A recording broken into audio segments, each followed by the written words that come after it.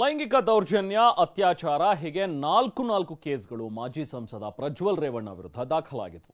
ಇದೀಗ 4 ಕೇಸ್ಗಳ ಪೈಕಿ ಕೆಆರ್ ನಗರ ಮಹಿಳೆಯ ಅತ್ಯಾಚಾರ ಪ್ರಕರಣದಲ್ಲಿ ಪ್ರಜ್ವಲ್ ರೇವಣ್ಣ ಕೊನೆಗೂ ದೋಷಿ ಅಂತ ಸಾಬೀತಾಗಿದೆ. ಶಿಕ್ಷೆ ಪ್ರಮಾಣದ ಬಗ್ಗೆ ನಾಳೆ ವಿಚಾರಣೆ ನಡೆಯುತ್ತೆ. ಪ್ರಜ್ವಲ್ಗೆ ಕನಿಷ್ಠ 10 ವರ್ಷ ಶಿಕ್ಷೆನೋ ಅಥವಾ ಗರಿಷ್ಠ ಜೀವನ ಪರ್ಯಂತ ಸೆರೆವಾಸದ ಶಿಕ್ಷೆಯೋ ಅನ್ನೋದು ನಾಳೆ ಗೊತ್ತಾಗುತ್ತೆ.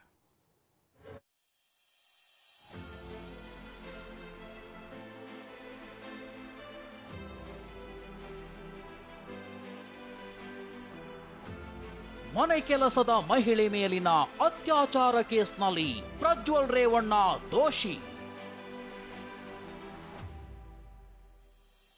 ಕೆಆರ್ ನಗರ ಮೂಲದ ಮನೆ ಕೆಲಸದ ಮಹಿಳೆ ಮೇಲೆ ಅತ್ಯಾಚಾರ ಪ್ರಕರಣ ಕೊನೆಗೂ ಸಾಬೀತಾಗಿದ್ದು, ಅಪರಾಧಿ ಸ್ಥಾನದಲ್ಲಿ ಪ್ರಜ್ವಲ್ ರೇವಣ್ಣ ಕಂಬಿ ಎಣಿಸುವಂತಾಗಿದೆ.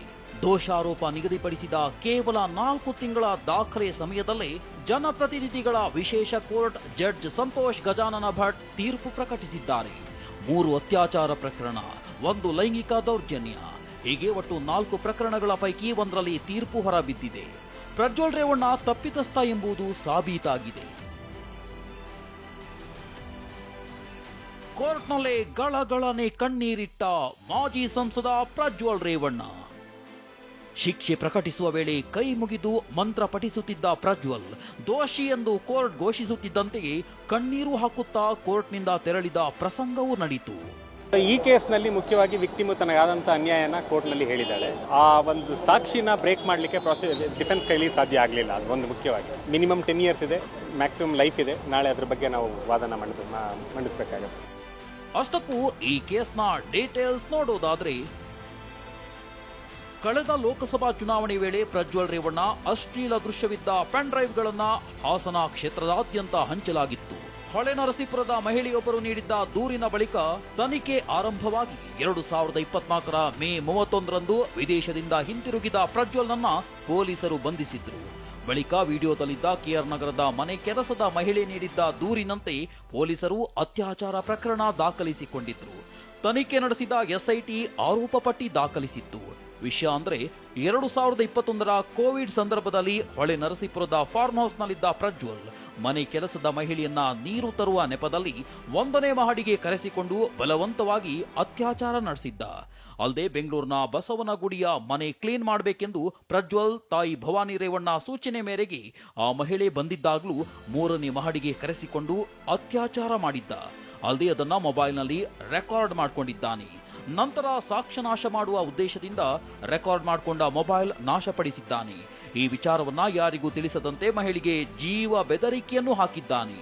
ಘಟನೆಗೆ ಸಾಕ್ಷಿಯಾಗಿ ಮೊಬೈಲ್ನಲ್ಲಿ ಚಿತ್ರೀಕರಿಸಿದ ವಿಡಿಯೋ, ಸಂತ್ರಸ್ತೆಯ ಹೇಳಿಕೆ, ಆಕೆಯ ಒಳ ಉಡುಪಿನಲ್ಲಿ ಪ್ರಜ್ವಲ್ ರೇವಣ್ಣನ ವೀರ್ಯದ ಕಲೆ ಪತ್ತೆಯಾಗಿದೆ ಎಂದು ಪ್ರಾಸಿಕ್ಯೂಟರ್ ವಾದಿಸಿದ್ರು.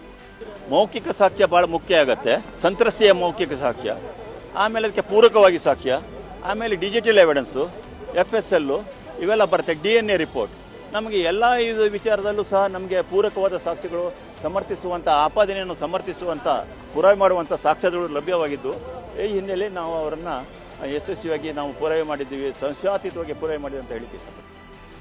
ಕೋರ್ಟ್ನ ಈ ತೀರ್ಪನ್ನ ಮೊದಲು ಹೋರಾಟ ಶುರು ಮಾಡಿದ್ದ ಪೆನ್ ಡ್ರೈವ್ ಹಂಚಿಕೆ ಕೇಸ್ನಲ್ಲಿ ಬಂಧನಕ್ಕೆ ಒಳಗಾಗಿದ್ದ ಬಿಜೆಪಿ ಮುಖಂಡ ಕಂ ವಕೀಲ ದೇವರಾಜೇಗೌಡ ಸ್ವಾಗತಿಸಿದ್ದಾರೆ. ನಮ್ಮ ನ್ಯಾಯಾಲಯಗಳು ಮತ್ತು ನ್ಯಾಯಾಂಗದ ವ್ಯವಸ್ಥೆ ಎಷ್ಟು ಬಲಿಷ್ಠವಾಗಿದೆ ಅನ್ನೋದಕ್ಕೆ ಈ ತೀರ್ಪು ಪ್ರಕಟವಾಗಿರೋದು ಒಂದು ನಮ್ಮ ನಿದರ್ಶನ ಆಗ್ತದೆ.